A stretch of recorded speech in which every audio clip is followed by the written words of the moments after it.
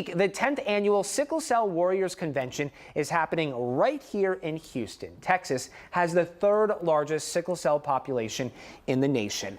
Every year, about 70 babies in the Houston area are born with a genetic disorder. Joining me this morning to talk about the convention and this rare condition is Dr. Fashi Pet with Sickle Cell Community Consortium. Thank you so much for coming in. Zach, thank you. I appreciate your time this morning. No, we are grateful that you are giving us this opportunity to spotlight sickle cell. Thank you. Absolutely. For people not familiar with what sickle cell is, what is it? So sickle cell disease is an inherited blood disorder, and because it affects the red blood cells, it can go anywhere in your body, and unfortunately, the complications can affect any part of the body.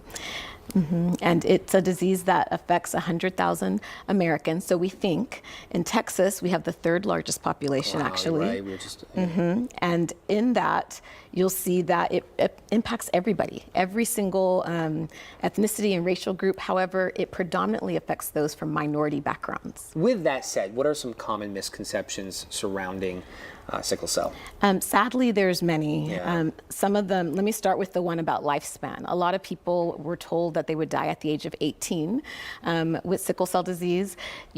People don't realize that there's adults living well and thriving well with the disease. Sadly, the medical community does sometimes only see it as a disease of pain, and as such, it's been negatively associated with being like drug addicts and things that are not true at all. And so part of our mission is to shine a light on sickle cell and the beauty of it and the excellence. And that's actually the theme of our convention is sickle cell excellence, breaking barriers. I know this is obviously important to you professionally, but also personally. Yes, it really is. So I'm a pediatric hematologist. I take care of children with sickle cell disease, but I was born with sickle cell disease, and I have it. I'm living with it. And we call our convention Warriors Convention because we refer to ourselves as warriors, because we are thriving and we're doing it with excellence. And so I have lived in isolation with my disease for a long time. And so it was very comforting to find other warriors who are advocates and champions for the cause. And it made me feel more brave about my own story and sharing that with others. You say you lived in isolation. Why is that? It's part of the stigma that's associated with sickle cell disease. No matter where you live in the world, sickle cell disease faces disparities. And there's a lot of shame associated with the disease. And so you don't want to talk about it because you feel almost ashamed.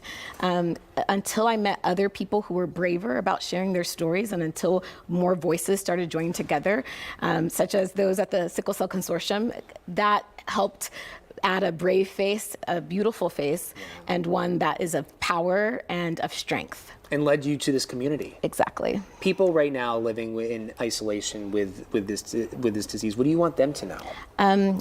I hear so many people tell me that they've never met anybody else with the disease. So hi, everybody, you've met me, but I want them to know that they're not alone. They're not alone. There are struggles and challenges that are unique to each individual, and it's tough, and the family, but they're not alone. We at the Sickle Cell Community Consortium want them to know that, and we hope that they'll join us at the Warriors Convention in a couple of weeks. And that's happening next week? Yes, July 18 to 23. Wow, we're taking the whole week, and it's coming to right. Houston. The first time being back in person after the pandemic, so we're really excited. People interested in going, what can they expect? Is there a cost associated with the convention? So if you have the disease or your family's been impacted with it, there are scholarships and it's low cost. And then we would love allies to join as well. So there's a spot for everybody, including small business owners that want to get the word out there. Everybody is invited to participate. Though it's called a sickle cell convention, we want it to be about community awareness. And sickle cell impacts the community in many ways with the disease, and also individuals with the trait, which are many of the parents of children with the disease. Yeah, and just knowing, we say this all the time on this show, everything and anything starts with a conversation. And knowing that this community exists and knowing there are others out there, it can lead to a beautiful road. Thank you so much, Zach. Yes, I can't even, you put it so beautifully. I will say that in the past couple of decades, there have been winds of change happening in the sickle cell space, both at our local level here in Houston, the state level in Texas, as well as national level. And we're so grateful to the champions and the allies that have been supporting sickle cell's cause and really getting the word out there. And we're just trying to do our part with this convention, and we hope that you will join us. And for people wanting to connect with the consortium, where can they go? So the convention itself is sicklecellconvention.org, and the consortium's website is sicklecellconsortium, communityconsortium.org. Thank you so much for your time, Dr. Thank you. We appreciate it. We hope to see everybody there.